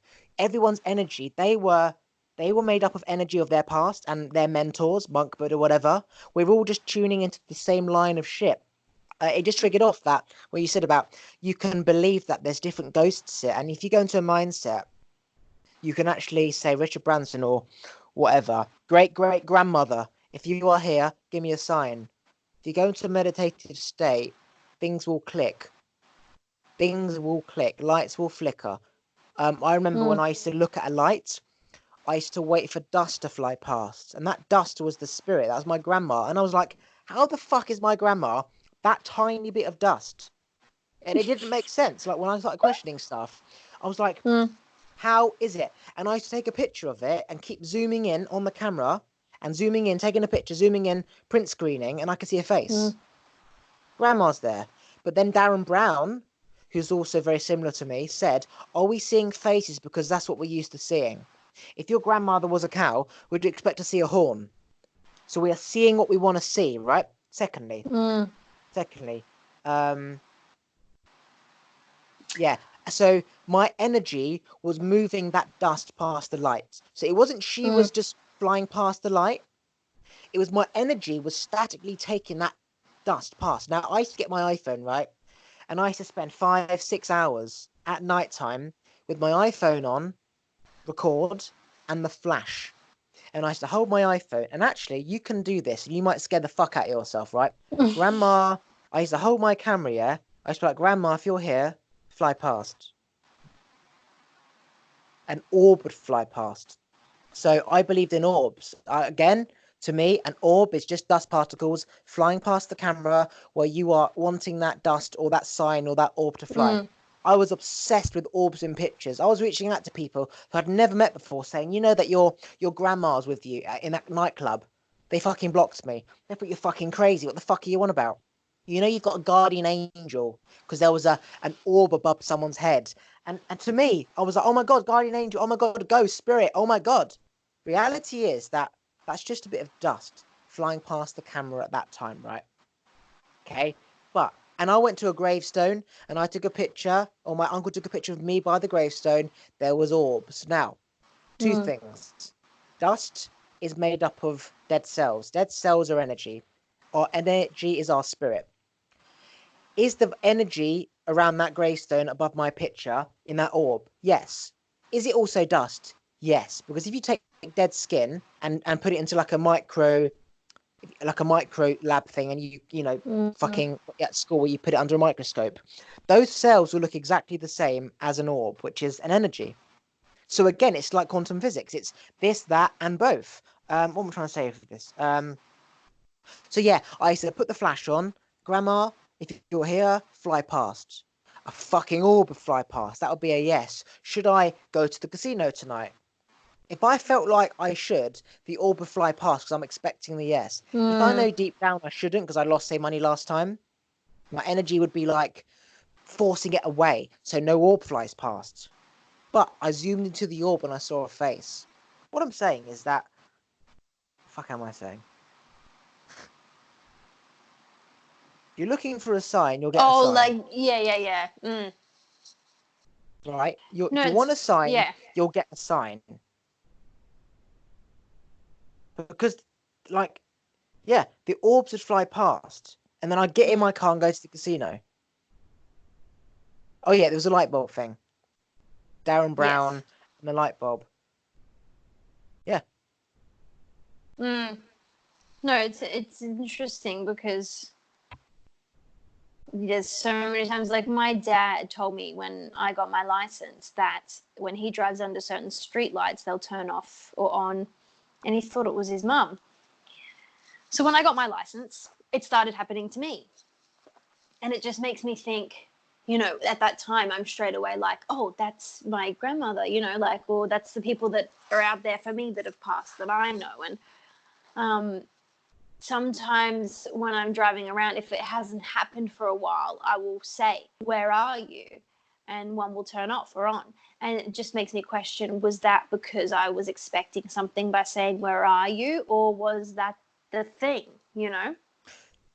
So, for example, when I asked for a sign, I got the sign. If you're driving Mm, past that lamppost, Grandma, if you're here, turn it off. She will.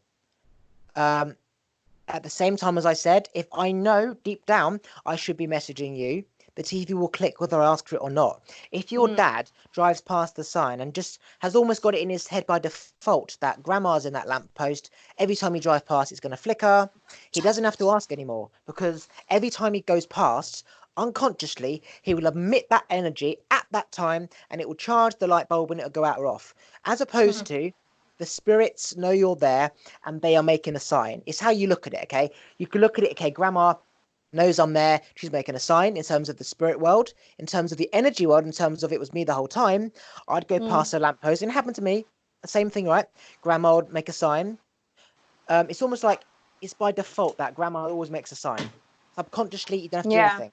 If, for example, you've moved on and you don't care about past life and shit like that, you'll notice, oh, it didn't turn on. You go back into that mindset, grandma, if you're here, make that sign. When Mm. you energy, you asking for a sign as opposed to just doing it. Like, should I do something? Procrastination. What is that? You say to yourself, I need to do this, but I shouldn't. Whereas if you Mm. just do it, you're in flow with your energy. When I had a psychic reading for the first time, he picked up every single thought that I knew I should be doing. And I then started to do it. And then the psychic couldn't pick up things anymore because I was in tune. I was up to date. I'd shifted the paradigm. I was rather than in procrastination and I was almost on a backlog of thoughts, a backlog of emails. I was up to date. My inbox was empty. I was in tune. So I was going past that lamppost. Grandma was automatically doing it because I was in flow. Whereas if I wasn't in Mm. flow, I would say, Grandma, if you're here, flash. And when I got to there, she would do it. Or if, for example, I'd gone past the lamppost, meaning I wasn't thinking about ghosts and spirits anymore, she wouldn't do it but when I asked, she would. So essentially, it's me asking for that sign is about projecting energy out there. If I don't project the energy, it's not going to happen. But Yeah. unconsciously, if I'm still believing that she's on that lamppost, it will happen. But when I believed for me that grandma was never here, things weren't clicking anymore because I knew she wasn't here, so my energy wasn't expecting signs, which means there was no signs. And again, if it gives us comfort, believe it. Because at the end of the day, belief is just a thing that makes us feel good. But it's so interesting how you said your dad was getting the flickers. When I used to walk, when I used to go on walks, I used to walk past lampposts and it would go on and off. And then I used to play games and test it. When I didn't want it to go off, it wouldn't. And it would go off when I didn't want it to. So it was like, well, it was never me in the first place because it's going off without me. And it made me realize, okay, it may or may not have gone off without me, but I can influence whether it goes off or on as well. As opposed to it only goes off when grandma's here, and if it doesn't go off, then it would just load of bollocks. It's this, that, and both. Things can click whether you want them to or not. Whether if you want them to, they'll click. And whether you're thinking about it, they will click because of your unconscious thoughts. It's multi-dimensional thing. Yeah. It's, as you said, quantum physics. It's particle, wave, and both. It's grandma's spirit's here. If there's an energy vibration in Australia at the same frequency, her energy will attract into one, but she'll also still be there because I've just worked it out. You know how I said if she goes to Australia, is she being taken? Well, quantum physics means that if it's here, it's also there, and there's no distance. So it's not that the energy will go to Australia. Essentially, the Australian energy of that person will become my grandma's energy here. My grandma's energy will become the same energy as the Australian person there. It's not the energy changes because it all goes into one in the first place. So her energy will just increase in frequency there as opposed to going there and then increasing the frequency. So she's there still, but on a higher frequency. That energy's there, which increased because of her frequency. I can tune into the old frequency of when she died. Then also the knowledge of that new person's energy in her spirit. So it's almost like there's no such thing as time. If I think of my uncle in Australia, and he is listening by the way, because he researched you because you're an actor and shit. He messages me as soon as I think about him. He's in Australia. I think think about my friend 5 minutes down the road. In real time, it happens in the same time. So it's not that when my grandma goes to Australia's energy, she's there. It's already there. If someone is on channel 5 walkie-talkie and you're on channel 5, you're already connecting. If you go to 6, you're not. If you go to 4, you're not. But if you go to 6, you're already connected. So the answer to that is my grandma's energy is still there, but it's also taken the charge of another frequency, and her energy is also over there. Does that make sense? It does. I think we just need a test that would test whether when someone passes, are we tuning into past energy or current energy? And that's why I'm like so excited to play around with some stuff, because everything that you've been saying makes me question everything I've ever done and thought was a sign. Even though I believe it was, I'm questioning it from an objective perspective. There's got to be ways where we tap into that, for my belief, infinite intelligence, and they communicate with things in regards to the future. Because, and it, when it comes in there's a form of a voice in your head, you can say it's you or you can say it's them. And, so it's like the same with the light. You can say you're thinking about the light or they're doing it to the light. So there needs to be some sort of test that tests whether you are tapping into past stuff or they are actually there guiding you through things. So, for example, right, I did these tests. Technically, the spirit world exists. I can tune into grandma at any point, right? She's not going to be like, oh, I'm not going to guide you anymore because you don't believe in me. Well, that's like when you ask a ghost to make a sign. When you are expecting it to, it doesn't. Have you noticed that? And when you don't focus on it, it knocks. Why is it that when you focus on it, it never does anything? But when you aren't focusing on it, it does. Essentially what I'm saying is there's no way to test this, because if I am waiting for grandma and focusing on her to fly past, she's not going to be there because I'm focusing on her. Whereas if I am not focusing on her, she's going to do it. It's almost like when you tell a child not to do something, he wants to do it on its own terms. He doesn't want you to tell it to do it, right? A monkey, You say, don't take my bottle of water. And then as soon as you look away, he grabs it. It's this thing about when you are waiting for something to happen. If your mum says, Rihanna, make your bed, you don't want her to ask you to make your bed. You want to make your bed, and then she goes, oh, you made your bed. It's this thing about when you observe something, you collapse it, you change its reality. I then started to get my phone out and say, Grandma, why are you here? Fly past if you were. She didn't fly past anymore. So is that because I know she wasn't here and my energy is different? Or is it, you don't fucking believe in me? Why should I bother? Why should I teach you if you don't believe in me? I'm wasting my time. Or is it, well, if the energies and the spirits were there, then they are here, relevant to whether I've changed my belief. If the old me needed spiritual guides, why can't the new me need spiritual guides? If I get depression and I become lost again and I ask for guides, will they come back? So they were only coming back when I was in a low state of depression. That's not fair. That's like say, why does God allow suffering? He's a prick. So why can't I tune into my grandma on my phone? I've tried it. I have tried it. Nothing happens. Is it because I Are know you she's never? projecting a subconscious thought at the same time, though, that she's not going to go past? So I say, for example, should I do this? Deep down, I But know then she. subconsciously, are you questioning your beliefs? Like you're like questioning your questions. So you're like saying, "Show me a sign," and in the back of your head, you're going, "You're not going to show me a sign because I've asked you to, and I believe that when I ask you something, you're not going to show it to me." And so you projected that belief, and regardless, she's not going to show it because you projected a belief. Do you know what I mean? So yeah. So it's a mixture of everything. It is that. Mm. It is also the fact that I know that, for example, it's the fact that I know she was never here based on my, like a science experiment. You believe up until the point where nobody could counteract it or find flaws. So Mm. Einstein, relativity, he believed that because no one else had an alternative. But someone else does it. You now are acting upon that belief. Grandma, if I believe she wasn't never here, then I'm not expecting her to fly past. At the same time, it's like, well, what if she actually was here? And I'm nervous, so then I Mm. don't want to have to go back and all the knowledge I thought was real and realize it was bollocks. So then you're like, fuck, I'd rather not know if I was adopted because I love my dad and I don't want to believe that he's not my real father. So we sort of Mm. don't want the answers. So you know what I mean? And there's that as well. Then there's also the fact that what you said, which was if you what was it? What did you say? The first bit? Like questioning your question. Yeah, so it's everything because Mm. my observation is changing the outcome. If I suddenly was hypnotized into believing that she was real, I would have that belief of that is coming to me. She's going to fly past. But Mm. my last belief of hypnosis, for example, is I don't have any fear, so I skydive. Whereas if I didn't have the hypnosis, I wouldn't skydive. My last belief is she was never here.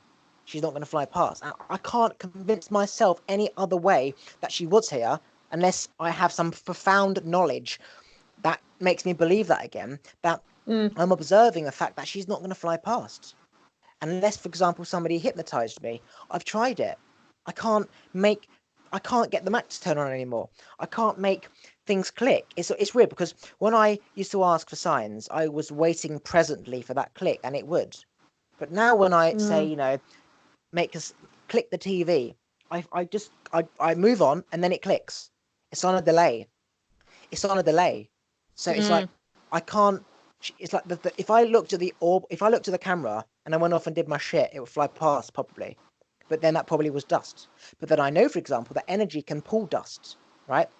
But then if I'm waiting for it to happen, it doesn't happen. And I'm talking like 5 hours at night time. I used to just sit with my phone talking to grandma, asking, why am I bullied? Why am I not like everyone else? Am I going to make it? Am I going to find love? Why don't I have a girlfriend? Fly, fly, fly, fly. It was asking my leads, confide in my own thoughts. I needed a person of authority like my dad or a teacher to give me the answers. In that Mm. case, it was grandma. I used to leave my phone on flash all day as I was doing stuff, and they'll be all flying past me, and that'll give me comfort that she was here. I'm on my computer, and all would fly past. Grandma's here looking after me. Essentially, I had no friends growing up, so she came for me because I had no one. But at the same time, I stopped listening to my father because my knowledge became superior to his, and I was telling him stuff that he was saying was wrong. As the parent, he would teach me, but he was wrong. We used to argue about the same damn thing. A la God, same fucking thing. And then I was lost because he gave me the answers to everything. So now I had no one apart from the voice in my head, which is me Mm. becoming my father, stepping into my father's shoes, taking his wisdom and becoming the man of the house, for example. So that was the voice in my head. And the grandma bit was because I had no one.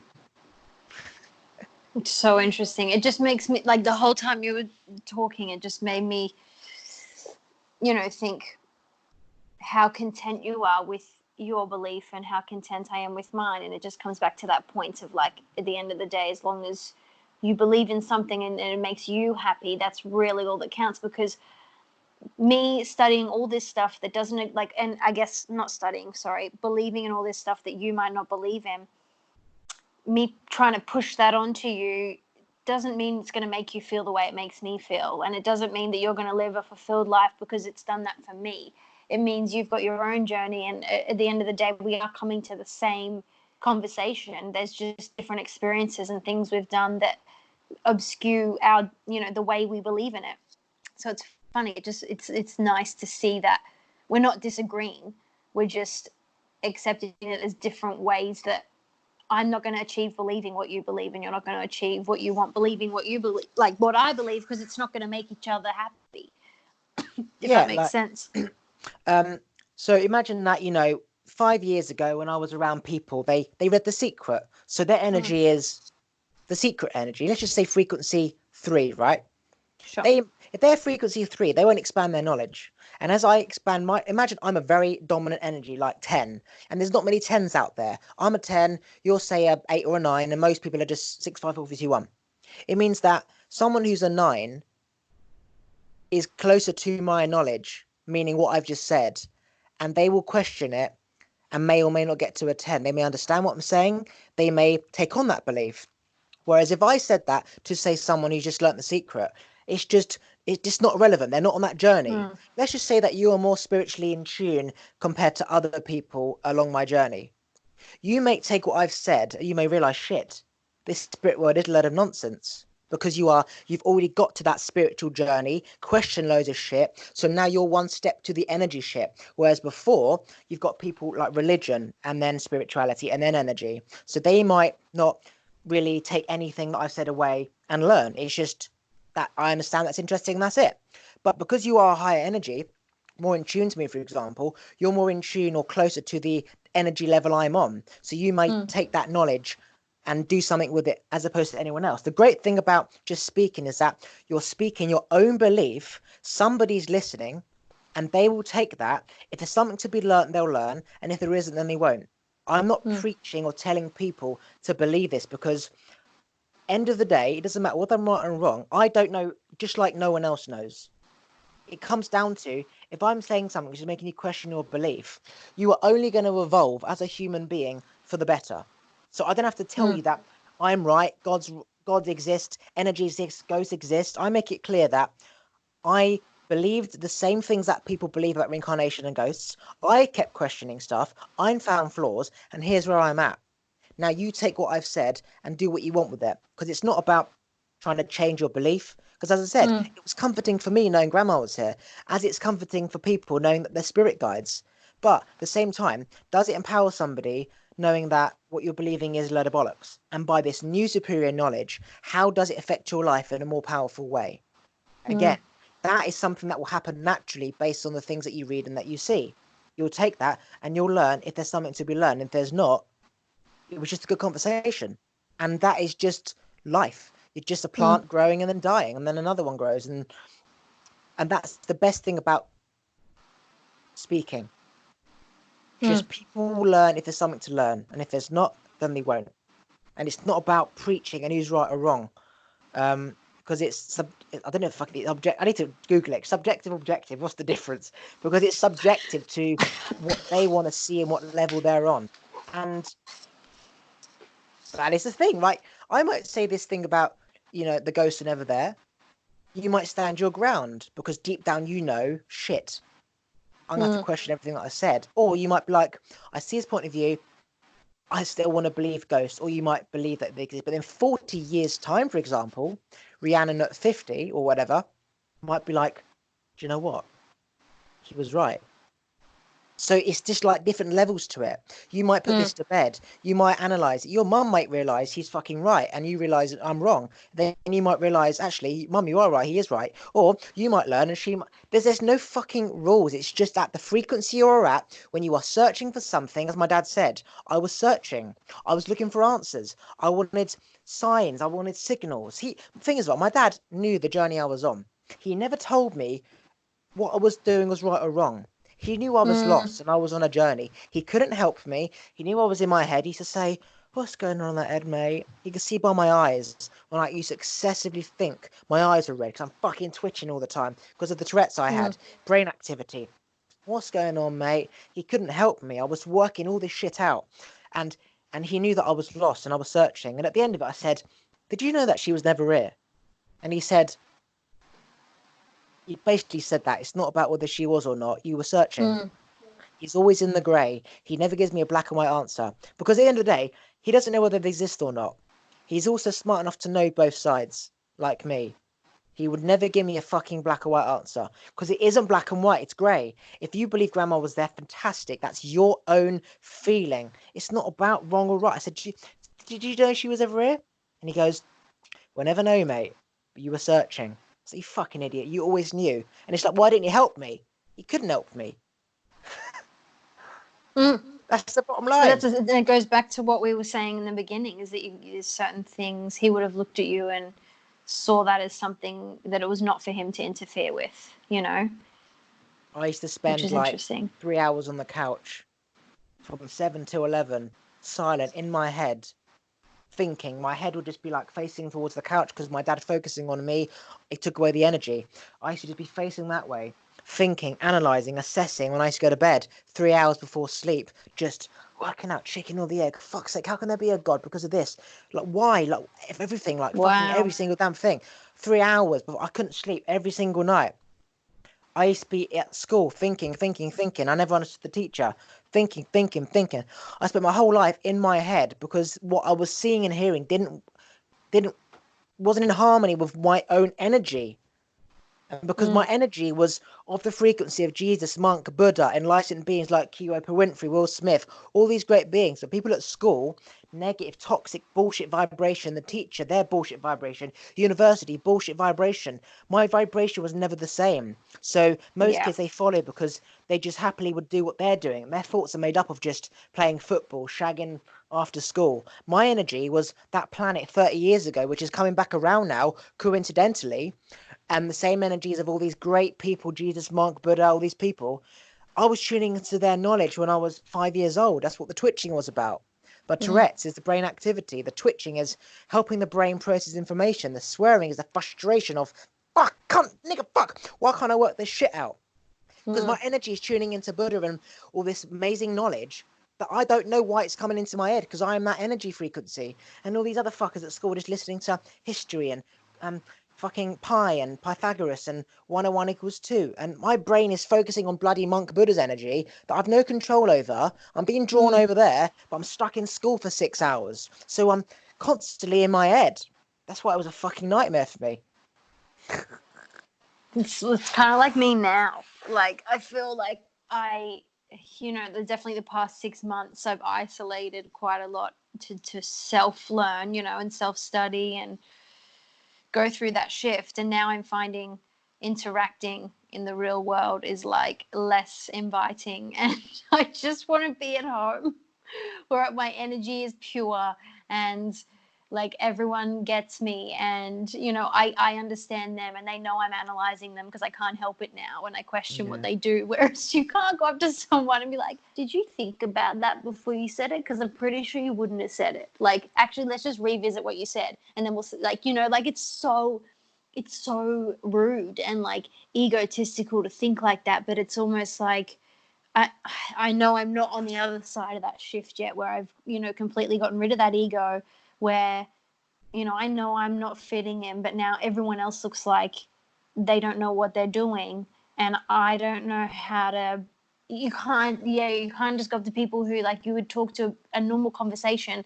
You can't have those basic conversations anymore. That's what I'm trying to say. I can't just spit this stuff out at Easter and everyone's gonna be like, yeah, did you see that flow on the Goop Lab? Like, amazing. There's just no point. No one's gonna talk back to me.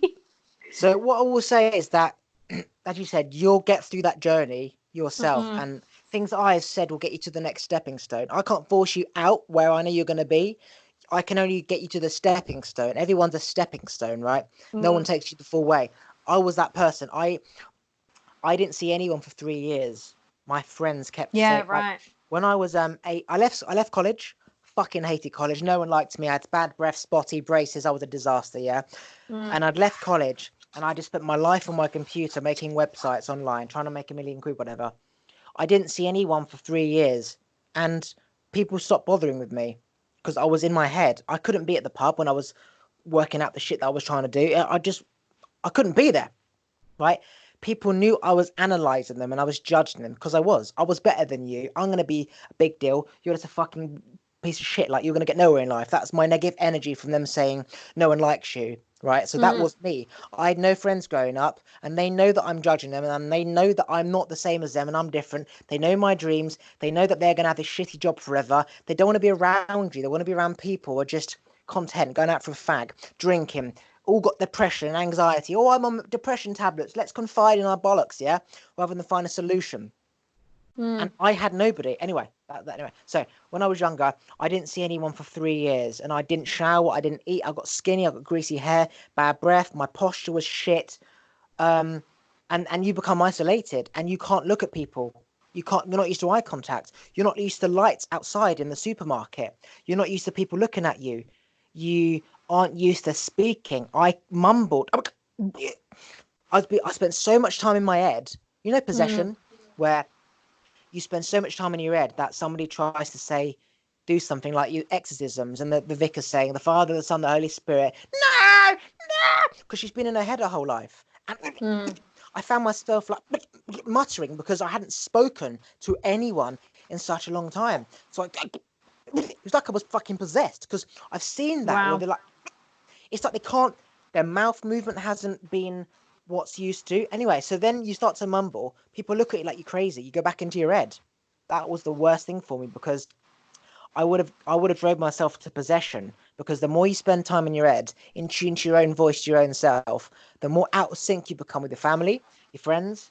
You lose your friends. You can't speak to random people because you're not the same. And I realized that when I used to listen to radio stations, real life stuff that was going on, people calling in, I felt connected to people. But there was a time where I was only listening to, say, Spotify music that only I liked. I became out of sync with the world. And looking back, I see friends that replay the same music over and over and over and over again, songs that they played when they were at school. And I'm talking like songs that are 10 years ago. Fucking 10 years ago, they're playing those same songs. Why? Because it makes them feel back to the days of friends at school, because they're not at school anymore and they've just got a job and they're not the same, and that puts them back into that mindset. And I was listening to all these songs, becoming so out of sync with the rest of the world. I wasn't speaking to anyone. I had no social media. I wasn't seeing anybody. I became out of sync, and I realized, as much as I hate social media, I have to be on it, just because we only know things from social media. So when you go to the pub, you say, hey, I saw that painting you did, that new dog you've got, and that's conversation. Whereas if you don't know what your friends are doing, there's just nothing to speak about. So yes, to that, isolation is good when you're working out shit.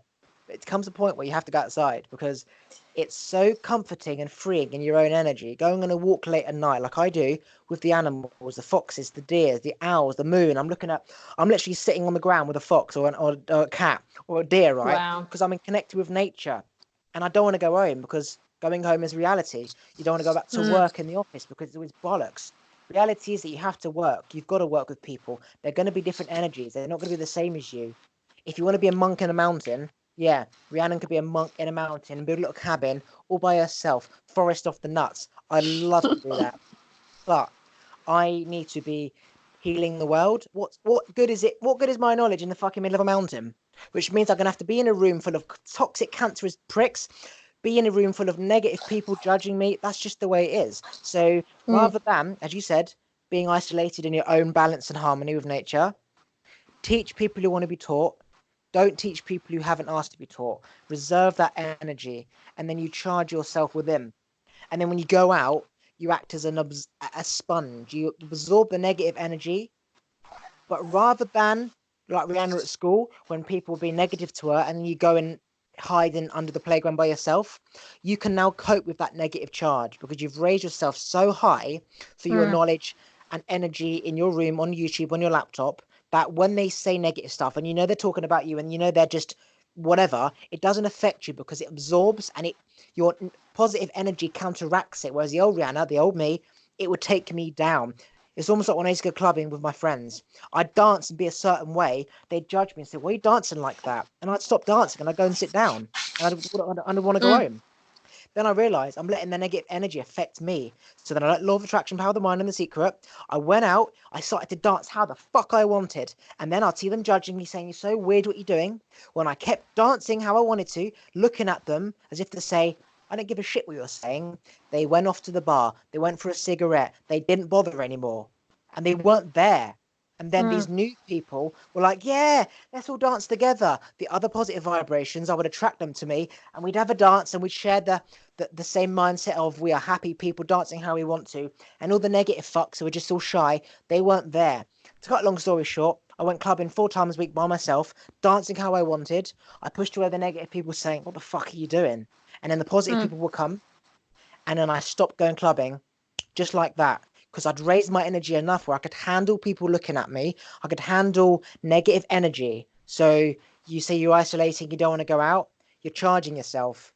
But you need to go out and absorb the energy. And now the new Rhiannon with all this superior knowledge, as opposed to the Rhiannon, say, 2 months ago, preach that. Not telling them what to do, share information in a way that it's reverse psychology, like me. By me talking my knowledge, I'm not telling people what to do. I know from experience that people will listen and that I have this superior knowledge that out of all these teachers, you're probably going to listen to me because I have the most experience. That's experience. So when I talk about something, I know that I'm healing that person because I'm not telling them, but I know they're listening. Then they ask questions. So when you go out, you meet people, you just speak about your day and your journey. People will be enlightened and inspired by you, and they'll ask you questions. And the more they ask you questions, the more you talk, the better you feel. You have that connection of, "Rihanna, man, thank you, man. This has made my day." You feel confident. And then you go out again, you meet somebody else. You do that, you talk, and then that's 2. Then that's 3. And then everywhere you go, all these people are there asking for your knowledge. And now you're not shy anymore. You don't want to be indoors. Now you want to be outdoors because you're helping all these people and you feel so good that you want to be out. And now you reversed from being indoors because you're trying to protect your energy to going outdoors, knowing that it's at a certain level where the angels, the spirits, or whatever will protect you, and negative energy doesn't affect you in the way that it did before you started to go indoors to, comfort surroundings. Because I was that person. I isolated myself for 3 years, and I started to go out to the pub. I was a foreigner. I was a Mexican in a Scottish bar. I had nothing in common with anyone, and it was dangerous because I realized, fuck, I either never fit in again and just live by myself, or I mold. And I started to be myself. People were like, "God, you're crazy, so much energy. Are you on drugs?" I'm like, "No, just, whatever." And even though I wasn't the same and they were calling me crazy, I could handle it this time. Whereas before, they would say it and I'd go indoors. Now they would say it. I'd understand how you don't see what I see. I could take that and sort of just calm it down. So rather than preaching on purpose, I'd calm it down. And I'd talk confidently with people as opposed to just being out there and loud. Because nobody likes that person who's got money. No one's you're an actor, confident. People don't like the fact that you've got something they don't. So rather than not going out there because nobody wants to listen, rather than preaching it, go out there, speak to people who you know will have an interest on a basis. So I always wear different colour socks here because I always like to be different, right? But it became a point, I used to go to normal places. People could see that I had different socks on, would presume I'm not normal, and therefore wouldn't even be next to me. So I was almost like shooting myself in the foot. I'd always wear a suit, always wear Ralph Lauren. People say, "Yeah, be yourself." I'm like, "Yes, that's also great." But in reality is that you have to fit your surroundings. If you go for a job interview, you've got to wear a suit. Some things you have to do to fit in. If you go into a pub where they're talking about bollocks, this isn't the time where you need to preach your law of attraction bullshit. Have fun with them. Speak about football. Speak about, just speak about like just normal shit that they can connect with, even though you're not the same people at all. Just connect on football, and then you realize, wow, the communication, that conversation was amazing, and I don't need to teach them and heal them. I don't need to preach my bollocks. Just have a conversation about, did you see whatever down the road, and then you feel good. And they're like me, you learn to teach who listens, and then don't talk to who doesn't. And so basically what I'm trying to say to you is, go out the house, limit the knowledge, knowing that these people don't know it, and you'll attract people that want to listen. And then you will suddenly realize, I can absorb people's negative energy, and it's okay. And that's you go to the next stage. And I'm only speaking from my experience, knowing that people often go along the same journey. I'm just sort of saying where you are and where you're probably going to go, because it's the same journey of kind of, you need isolation. Isolation is important because you need to have time to think. People can't be around you telling you all this shit because it's interfering with your shit. They're saying, ghosts don't exist, take your meds. No, ghosts do exist, and meds are just a temporarily solution. So you need to isolate yourself. But yeah, 3 years I isolated myself. Yeah, no, I think my isolation has definitely just been part of I've had to be at home this time to learn everything. Otherwise, if I'm out and about, it's not continuous enough, and I couldn't have embedded such strong routines through repetition without the time to do that. And I definitely realized in you saying that it is my issue. It's not that I'm worried about everyone else. It's my own issue that I'm projecting. Saying that I'm going to worry about their conversations, but it's more about, are they going to be able to handle me now? Yes. So it's my issue. It's not I'm not stressing about whatever they're going to say. I'm stressed about what they're going to say about what I have to say. If I have a different opinion that I didn't used to, or something like that maybe everyone strongly agreed on, and next minute I'm of the opposite now, or whatever. But it's without any of that, then I'm never going to learn. If I'm in my house forever, then without any challenges or experiences like that, I'm just going to sit there and keep gaining knowledge in isolation. I'm not going to actually, without all the negative experiences, that's how I learn and grow. So I have to put myself out there and spread my message. And like you said, you can have genuine, nice conversations that aren't about that topic, for sure. And it's just finding that, I guess what it is since I've recently had all this, all you want to do is help. And so your instinct to help is to quickly just tell everyone you love what they should do, because in your head you're like, if you do this step by step, you're sweet. Just listen to me, please. Just stop what you're doing. I'll write you a list. I'll move in for the next month, and we're just going to remodel. That's all great to want to do that, but they don't necessarily want it. So it's finding that balance. Just quickly, I need to go for the toilet.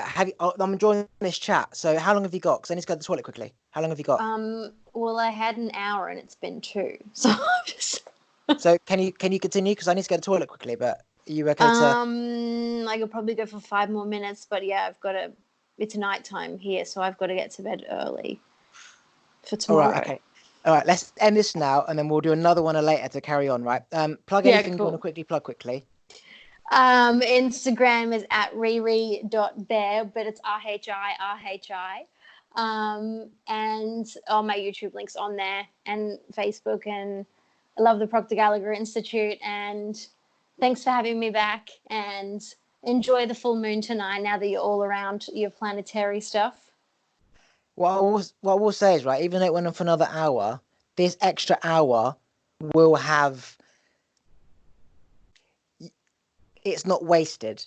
You'll go to bed thinking about stuff. So I've realized that, yeah, it's almost like when you go in the gym, when you push that little further, that's when you get results. You planned an hour. This extra hour has been, I would say, the most valuable for just people. Same. Same. I'm almost could we when you can pick it where it's starts to really take off. I was thinking about it when I saw that it had been over an hour. I was like, oh damn, we only really kind of got into it after an hour by the looks of what I can remember, what we've just been talking about. Yeah. But no, definitely we'll do another one for sure. Right, I'm going to stop this and I'm going to say goodbye, and then I'm going to go to the toilet. Wait a sec. Okay.